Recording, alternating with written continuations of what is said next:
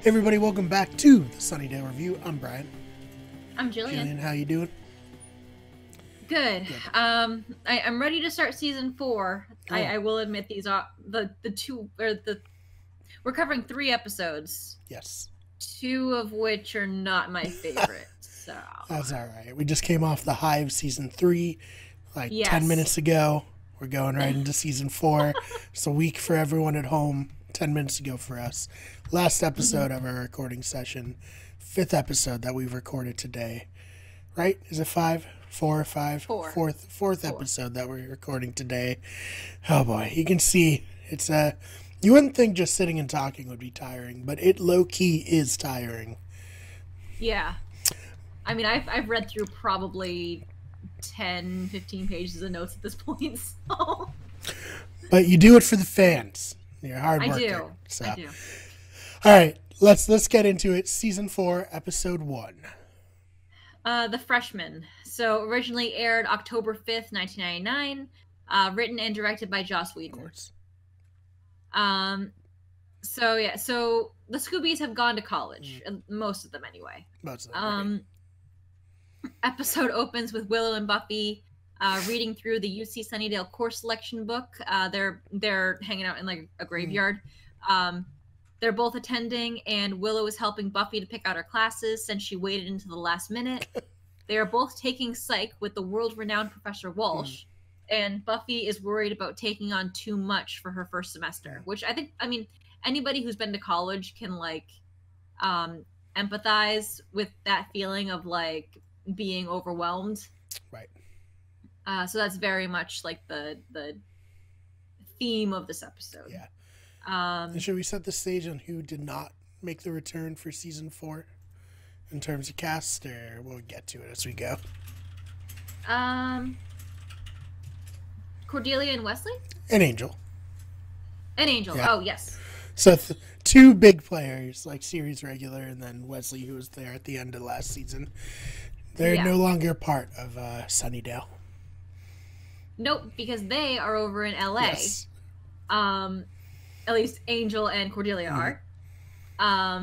And this was the point where when Angel left Sunnydale, they actually gave him his own spin-off show, being Angel.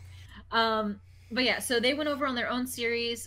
So Joss then had 2 series that he was working on simultaneously. So yeah, we will be covering season 1 of Angel after we finish season 4 of Buffy. Yeah. We kind of like came to a decision that trying to flip back and forth between the 2 series was going to be a little confusing. It's like, okay, where were we and what series were we talking about last? And so we're going to cover season 4 of Buffy, and then season 1 of Angel, and then season 5 of Buffy, and then season 2 of Angel. So we'll flip back and forth. We're really that way, excited at least kind of, for it. Yeah. So, anyways, so yeah, back to this. Sorry I took us on a tangent. I just wanted to set the stage. Okay. So let's see. We find out it's been a very busy summer for Buffy, and like her slaying duties. Giles has told her that she needs to keep her Slayer identity a secret while at college, especially since she'll be living in the dorms with a roommate. So we find out that UC Sunnydale is 5 miles from the center of town. Right.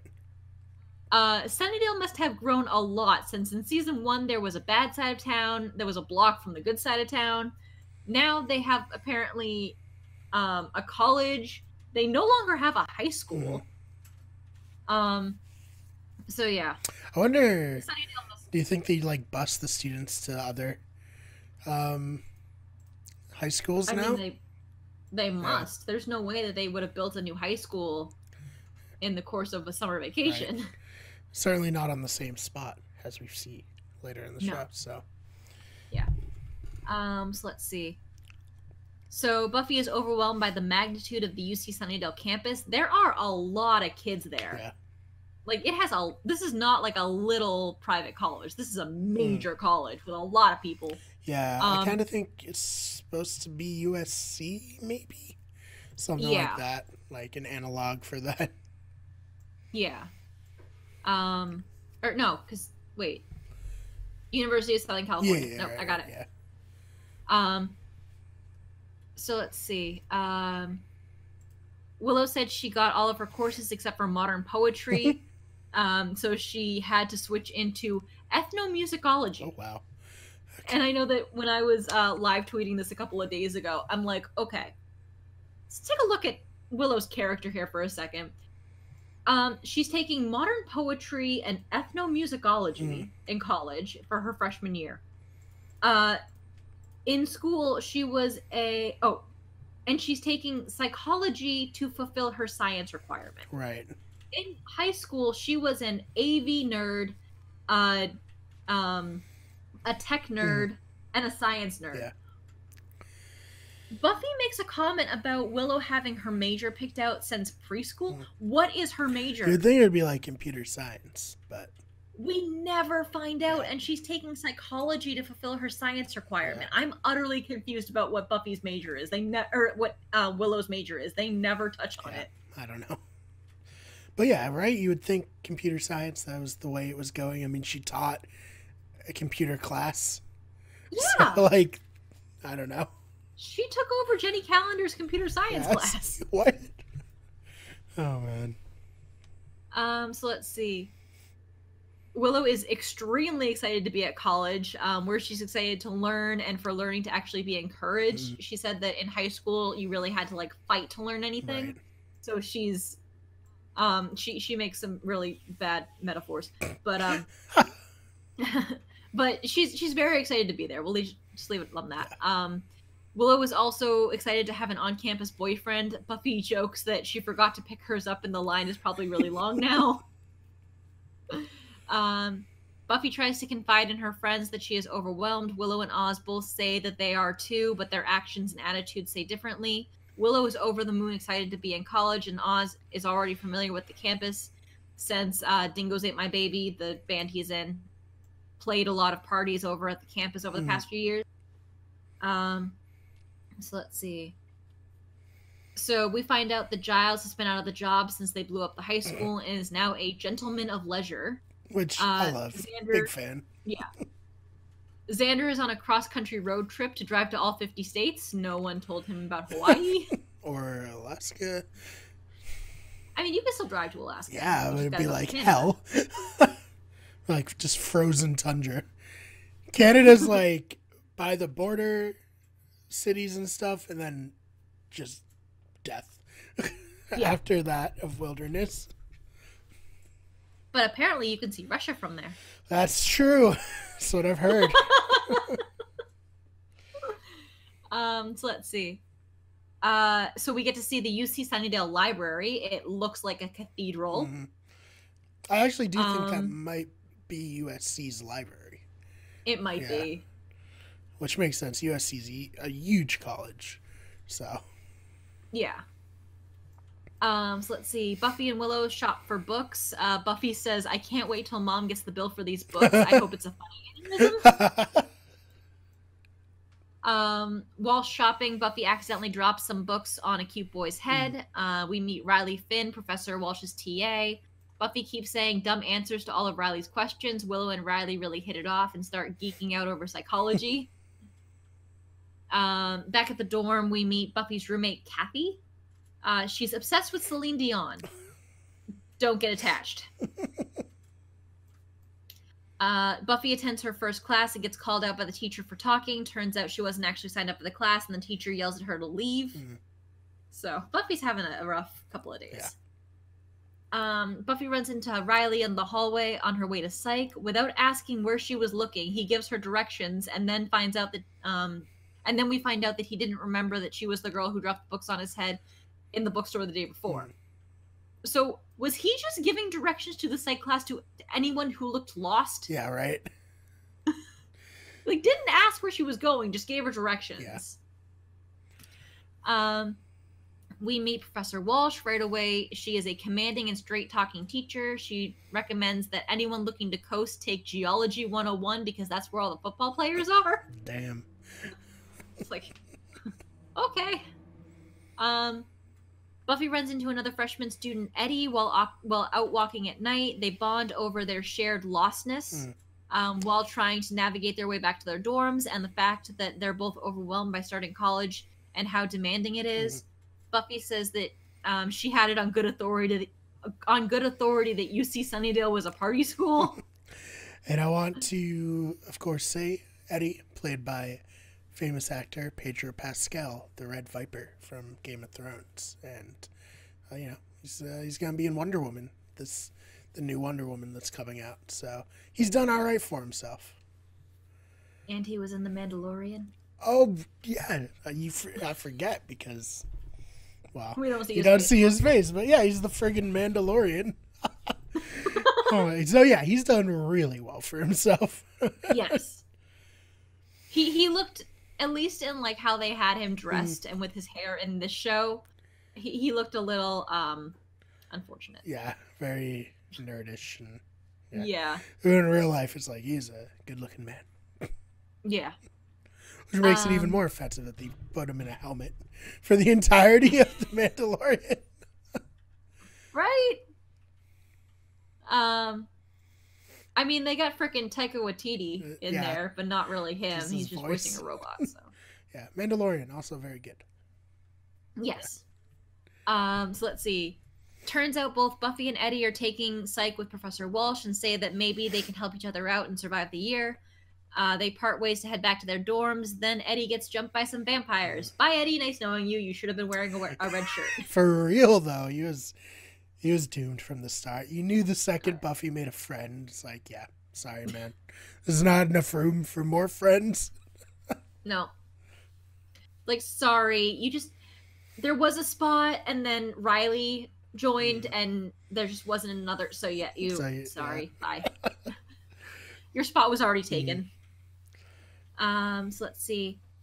Turns out there's a gang of vampires that live on campus. They kill freshmen, break into their dorms, and steal their stuff, making it look like the freshmen just gave up and left school. Yeah, led by Courtney Love, apparently. Oh, is that who it is? No, it's not really her, but it's definitely like they were modeling that vampire after Courtney Love from the 90s. Oh, okay. You know, like just grunge queen. Let's see. Buffy notices after the second class with Professor Walsh that Eddie isn't there. She goes to his dorm to check on him, finds out from the RA that he just took off. Buffy is tempted to believe the story until she finds Eddie's copy of Human Bondage still in the side table drawer. Eddie had described this book as his security blanket in their previous conversation, so she knows he wouldn't have just left it behind. Right. Let's see. We see the gang of vampires has a competition on which artist's poster are most common amongst the freshmen they kill. It's between Monet and Klimt, and they have like a tally board of like these have to be like the stereotypical posters. Yeah. For freshmen or for college kids trying to be like sophisticated or whatever. Yeah. So what would be for girls? What was like the stereotypical poster? I mean, so I started college in 2010. Right. Yeah. The two posters I had on my walls were Buffy and Dawson's Creek. Yes. But I was very much not the norm. Yeah. God, did I even bring any posters to school?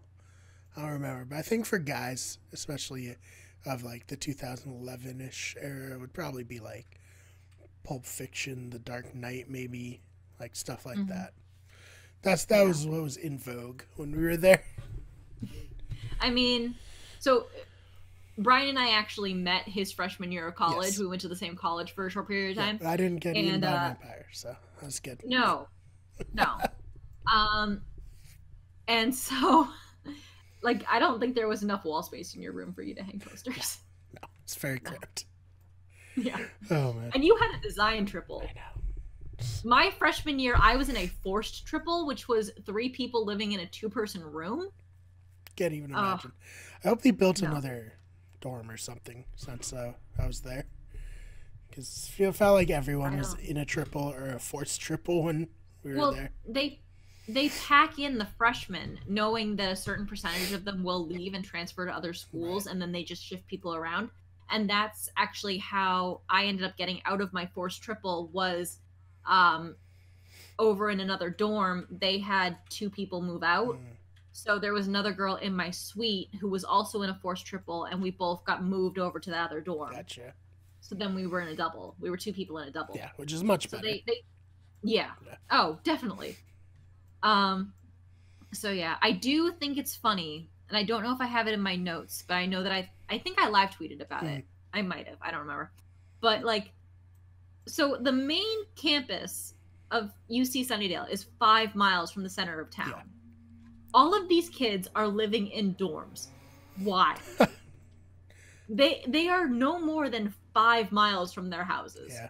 And knowing like at least so little personal history on me. I lived in the dorms freshman and sophomore year of college and then commuted junior and senior year.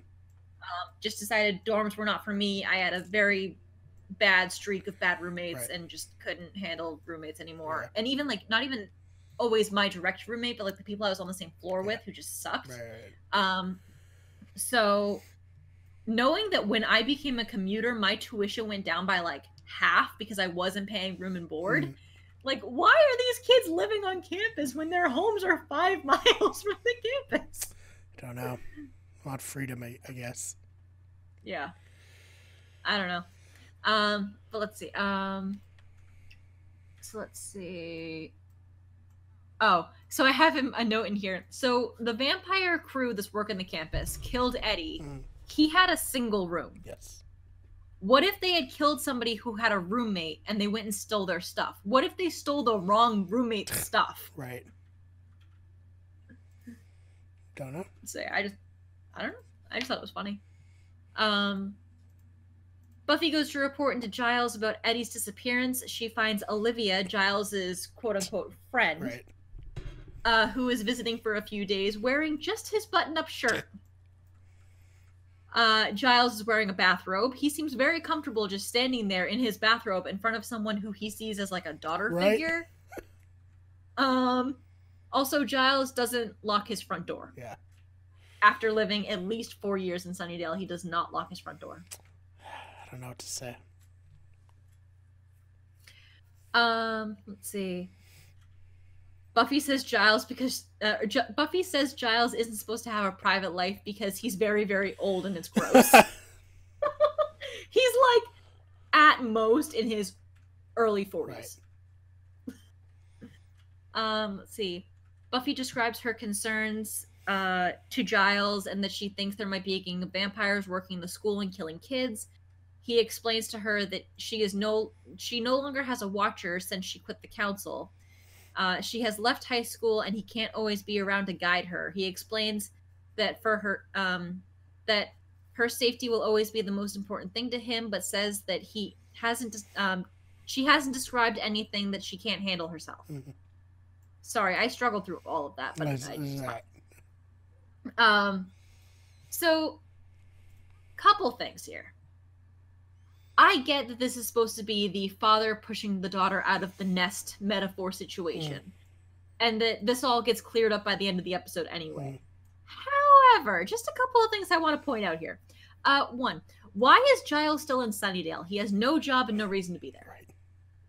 2, Buffy is stronger with her friends around her. We know that this is what sets her apart from Slayers of the past who have been killed between the ages of 16 and 18. 3, with the loss of the library, the Scoobies no longer have a safe place to work together. They can't use Buffy's dorm because she has a roommate. Willow has a roommate as well. At least the least Giles could do is offer his apartment or his house or whatever it is up as a meeting place so they have somewhere to work together and strategize while also keeping Buffy's identity as the Slayer a secret, which is what Giles instructed her to do. Right. Also, 4, Giles ends the conversation with, "I'm here for you if you need me," immediately after refusing to help. Right. Mixed messages much? Oh man. Sorry, I was a little spicy after watching this episode the other day. I understand. Let's see. Buffy sees Eddie on campus at night. She follows him and discovers that he's been turned into a vampire. She slays him and is discovered by Sunday, the leader of the vampire pack at the college. Sunday calls Buffy out for being the Slayer, saying, "I had heard this. You might be coming here." The college is 5 miles from town. The fact that Buffy has never been there in the past is more surprising. Right.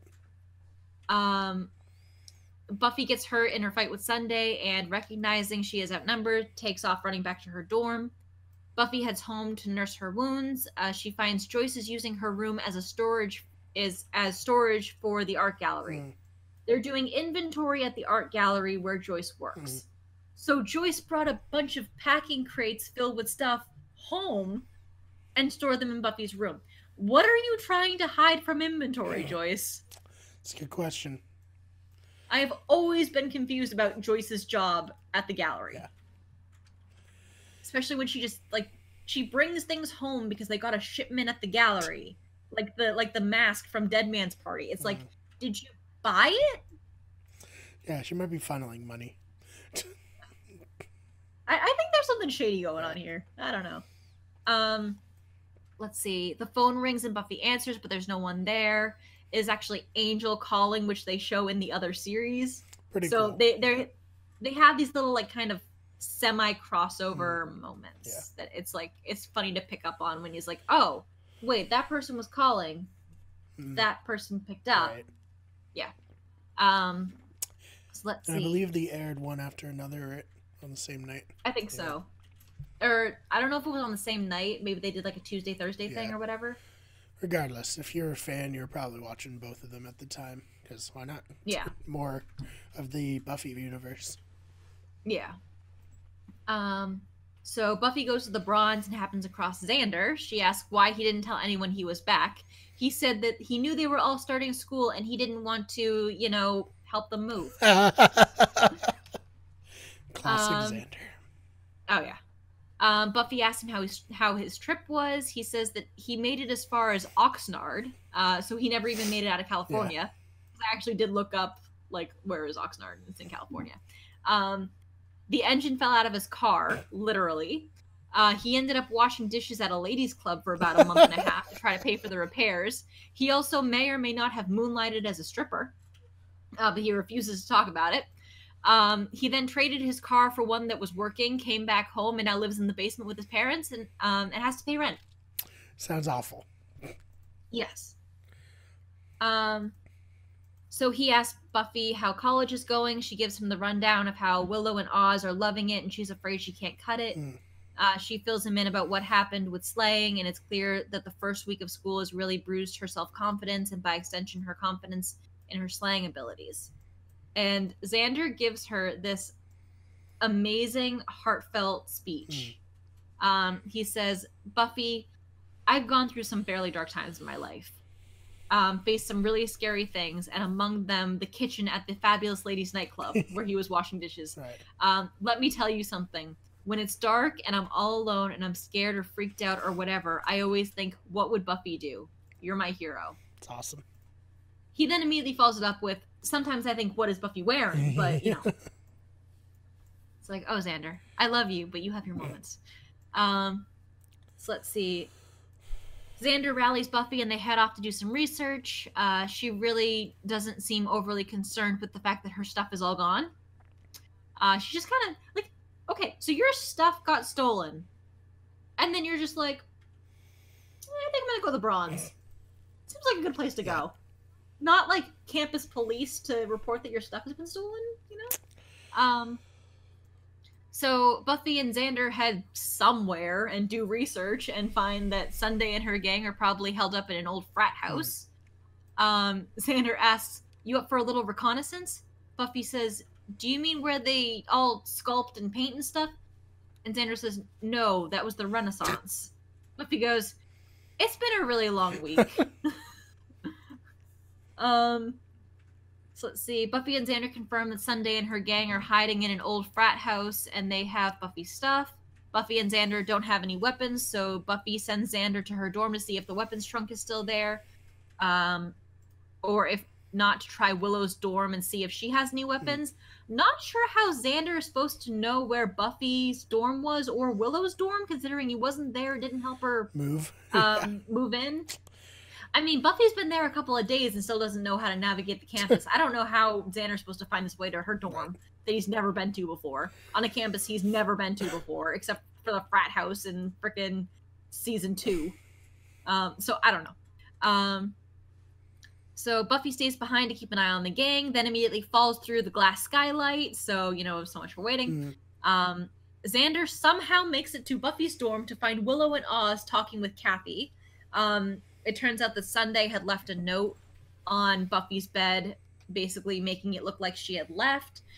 Kathy is more concerned about the fact that she had requested a stable person as a roommate, and maybe Buffy's not stable.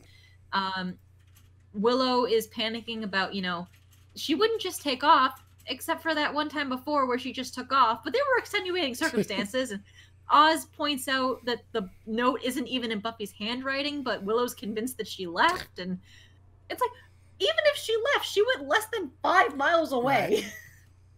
Right. But yeah, so Xander gets there. He tells them that it's all a prank, and Buffy's friends who sleep all day and have no tans stole her stuff, and haha, isn't it funny? And Buffy wants them to go help and get it back. I love that there are like little ways of hinting to each other that vampire, but not saying vampire around like Kathy. That. Yeah, it's like our friends who have no tans and sleep all day. It's like, oh yeah, I know what you're talking about. Let's see.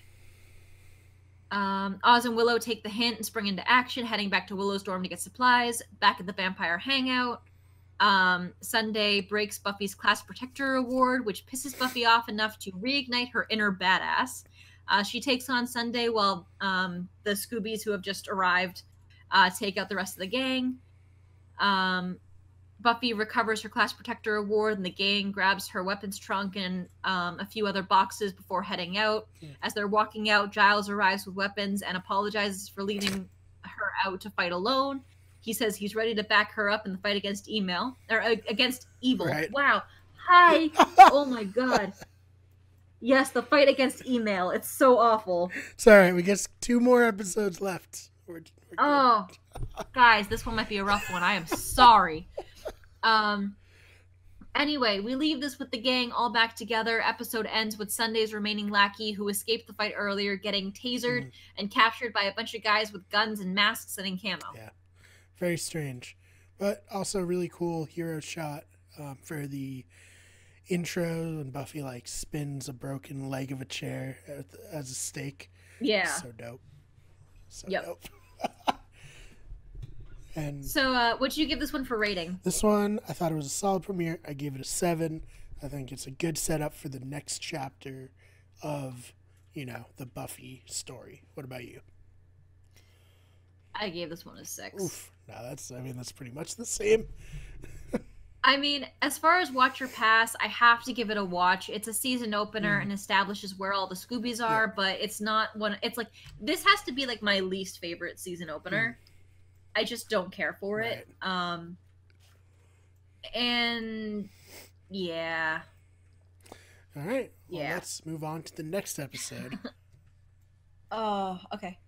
I'm going to start this by saying that I hate this episode. Okay. I had very bad roommates, especially my first semester freshman year, and then pretty much my entire sophomore year. I can vouch for that. Yes. I can also vouch for your bad roommates your freshman year. Not great. No. So yeah, this episode just irks me to my core. We'll get through it quick then. All right. So Living Conditions, season 4, episode 2, originally aired October 12th, 1999, written by Marty Noxon, directed by David Grossman. So let's see. Episode opens with Buffy in her room with Kathy. Apparently Kathy has been playing Cher's Do You Believe in Love After Love on repeat. Oh, that actually reminds me. When I was moving in to my dorm, the roommate who was already there because he was helping other people move in, who had never... Let's call him Bob. Let's call him Bob. He left like his iPod on a speaker to charge, and it started playing Love in an Elevator by Aerosmith over and over and over, and I couldn't figure out how to turn it off. I think eventually he just like unplugged it, but it was also like the weird thing of like, do you touch someone else's stuff? I don't know. And it was just a lot.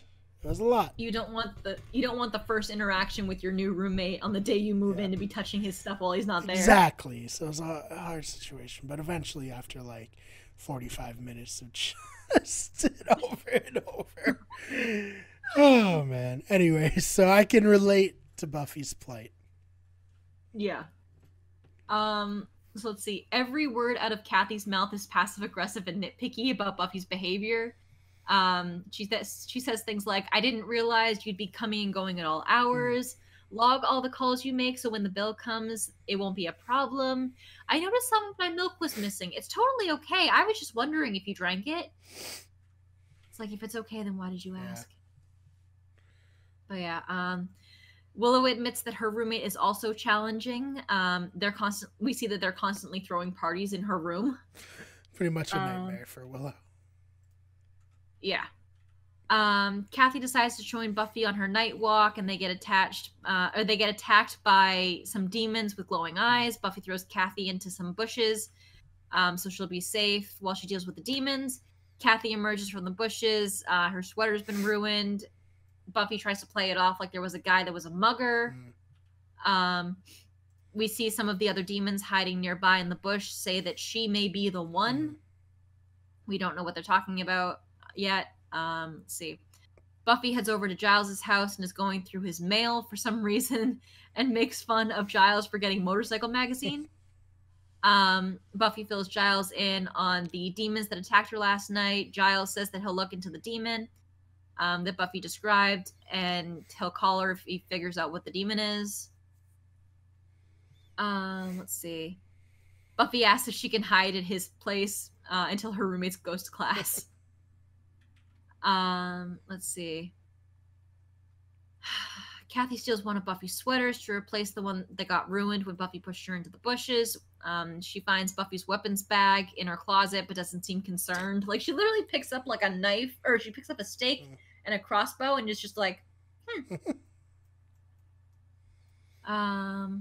Let's see. While avoiding Kathy in the cafeteria, Buffy meets Parker.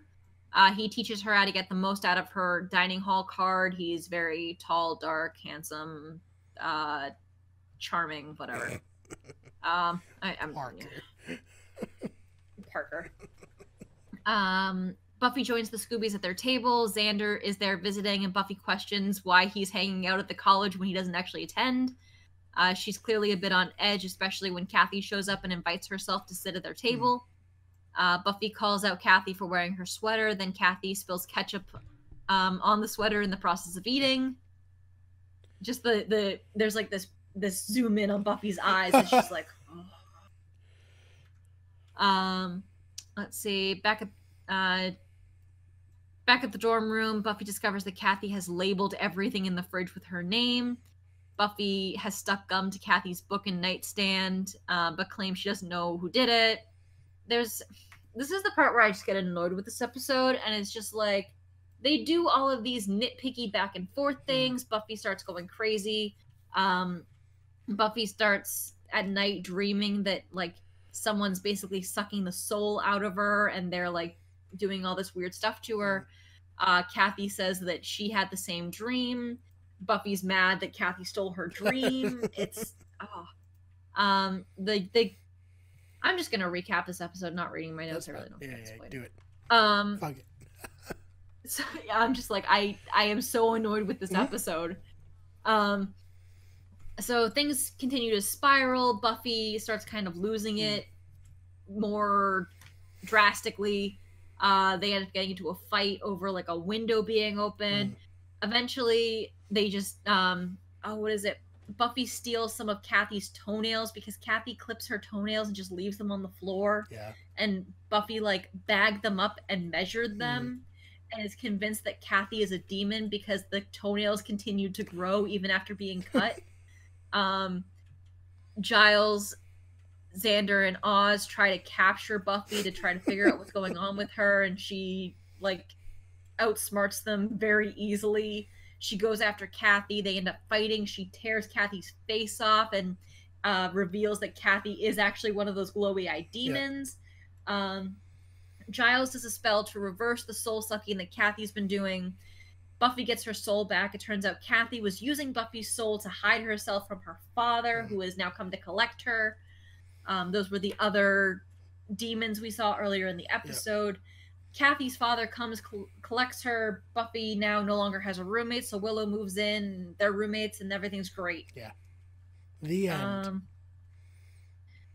Yeah, I gave this one 4 stakes. I hate this 5. Episode. Yeah, it's not great. Yeah. It's kind of traumatic. Yeah, you can pass on this one. The only thing you will miss is where did Kathy go and how did Buffy and Willow become roommates. But honestly, it's only episode 2. We didn't really get to know Kathy all that well in episode 1. Yeah. So it's just annoying, and I don't like this episode. Fair enough. Next episode. Next episode, and the last one we are covering in this video, is The Harsh Light of Day. Season 4, Episode 3, originally aired October 19th, 1999. Written by Jane Espenson and directed by James A. Cotner. The episode opens with Willow, Oz, and Buffy hanging out at the Bronze. Apparently, this is the off-campus hangout as well. Nice, they didn't need to get a new set. Right. Dingoes Ate My Baby is playing a gig there. Buffy and Willow are sitting at a table watching, and Buffy is keeping a close eye on Parker through a mirror that's like posted somewhere. Willow helps the band pack up Oz's van after the gig when she is approached by Harmony, who we haven't seen since the season finale when she got bit by a vampire. Turns out Harmony is a vampire now. She attempts to bite Willow, and Oz saves her, saves Willow at the last moment. Harmony runs off. So what do you think about them bringing Harmony back? I mean, Harmony before is kind of like a nothing character, but I do like what they end up doing with Harmony, which I can't say much more than that.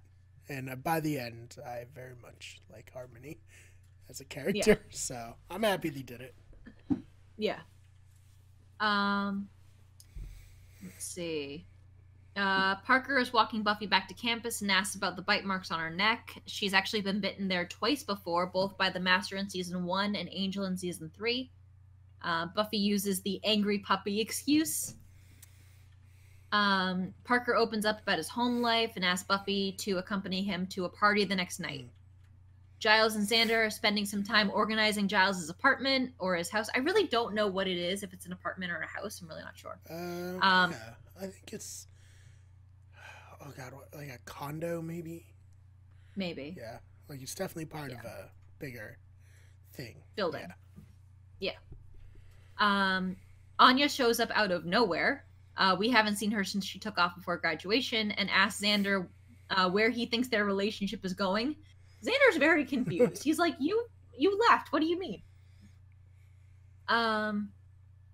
Let's see. Parker has walked Buffy back to her dorm, and they are about to kiss when their moment is interrupted by Oz and Willow. They let Buffy know in Scooby code that Harmony is now a vampire and attacked Willow. Turns out that Spike is also back in town. Yes, he is. And he and Harmony are now a couple, though not a very functional one. Let's see. Spike is digging somewhere in Sunnydale trying to find something, but Harmony is bored and impatient and wants Spike to take her to a party. Buffy and Parker are out at a party, and they run into Spike and Harmony carrying a student between them that they're clearly planning on killing. Spike attempts to flee, and Buffy runs after him. They start fighting, and Harmony starts attempting to taunt Buffy in the most Harmony way and completely starts handing every detail of Spike's plan to Buffy on a silver platter. So it turns out they're looking for the gem of Amara. Spike shuts Harmony up, and they run off. Xander is decorating his basement apartment with a disco ball when Anya shows up to try to keep moving things forward in their relationship. Her logical next step is for them to sleep together.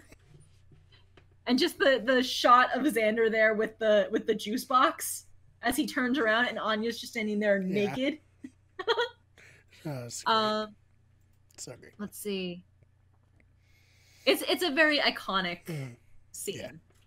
Let's see. Back at the party, Parker has continued to feed melodramatic lines to Buffy all night. They kiss, eventually leading to a reveal of Buffy waking up in his bed the next morning alone. Parker returns with coffee for Buffy and tells her that he'll give her a call. No, he Poor won't. Buffy. Yeah. So we also discover that Anya and Xander have slept together that night as well. The next morning, we see that things are awkward, and Anya tells him that she's over him now, and Xander says he's fine with that. Spike and Harmony have also slept together, waking up back in their dysfunctional relationship, and Spike doing nothing but throwing insults at Harmony. Spike finds the crypt he's been looking for filled with gems and jewelry. He doesn't know which is the gem of Amara, and tells Harmony that she can keep everything as long as he gets the gem that he's been looking for. As he's looking and convinced it's not there, Harmony won't shut up, and Spike gets so fed up that he stakes her, only she doesn't die. Turns out that she had found the gem and was wearing it, which made her unkillable. Spike rips the gem off her finger and takes off to find the Slayer. So this is bad. Yeah. Buffy discovers Parker on campus, laying the same lines on another girl that he had been using on her over the past few days. She confronts him, and he turns on his charm and actually gets her to apologize for him, to him, for not realizing how he actually felt about her. Right. It is such a skeezy move, and I hate him. I hate Parker so much. Let's see. After getting hit with that blow from Parker, Spike shows up with his newfound invincibility. The gem also protects against sunlight, and he and Buffy start fighting. He kicks her while she's down, both physically and mentally, making fun of her for what he just witnessed between her and Parker. Buffy eventually wins, ripping the ring off Spike's finger, and he's forced to retreat back into the sewer. I will say the stunt double that they have for James Marsters in this scene, I don't know if it's the fact that it happens in daylight, so it just looks really bad, but the stunt double that they have for Spike for this fight scene between Buffy and Spike looks like two of James Marsters. He's like massive, and James Marsters is very like, he has very compact muscles. He's not very bulky. So in comparison, the stunt double that they have for James Marsters for this fight scene looks like the Hulk. Right. Let's see. So Buffy regroups with the Scoobies, deciding the ring should go to Angel. Oz offers to take it as he has a gig coming up in LA, and he can swing by and see Angel while he's there. The episode ends with Willow and Buffy out patrolling, having some girl talk time, and trying to figure out what Buffy did to make Parker not like her anymore. And here's my passion of the nerd, I love him moment. He points out that like the structure of this episode is very interesting because you have three women, Buffy, Anya, and Harmony, exploring kind of the sexual sides of their relationship, with three very different men being Parker, Xander, and Spike. They all wake up the next morning in the harsh light of day, the title of this episode, to discover where their relationships truly lie. Yeah. So, I mean, this episode is not major for me. I really hate Parker. I gave this one a 7. Right. As far as a watch or pass, I say watch. As much as I hate Parker, the events of this episode have like ripple effects for a while. So yeah, I gave it a 7 as well because, like you said, it's an important episode for like a lot of things in the Buffy universe, not just this. And yeah, I love Spike, and anytime Spike's on my screen, I'm happy. That's true. That's the one redeeming quality of this episode is the Spike. Yeah. All right. Anything else you want to touch on before we head out of here? Nope. That's it. All right, Jill, where can they find you, and what would you like to promote? So I've been live tweeting as I've been watching season 4. So if you want to head over, I'm on Twitter at Jillian_Swan, and that's Swan with 2 N's. So go over there, give those tweets some love if you guys like me live tweeting like my favorite lines or kind of plot things that I think are funny or whatever. You know, give those a like, follow me, tweet me. I don't know how Twitter works. But if you guys like me live tweeting, then I'll continue doing it. But if nobody's gonna go over there and look at it, then I'm probably go follow right now. You can see it. It's on screen. Somewhere down below. Yeah, exactly. Yeah. Go. And then occasionally you can also find me either streaming or in the comments over on Twitch on the Grassblock UK channel. So if you want to go over there, watch some people that I personally think are really cool, playing some video games and mostly just poking fun at each other, then you can head over there and enjoy. Go check them out. Of course, if you want to follow me on Twitter, I'm at the fake BMAR. That's BMARR. The channel's on Twitter at WGEverything, on Instagram at WickedGoodEverything, on Twitch at twitch.tv/WickedGoodEverything, and now on TikTok. Just search WickedGoodEverything. And we will see you guys in the next episode. Thank you so much for watching. I love talking about Buffy, but that was a lot of Buffy all in a row. Yes. As always. So sorry that we get a little tired near the end, but we'll be energized in the next episode. See you guys.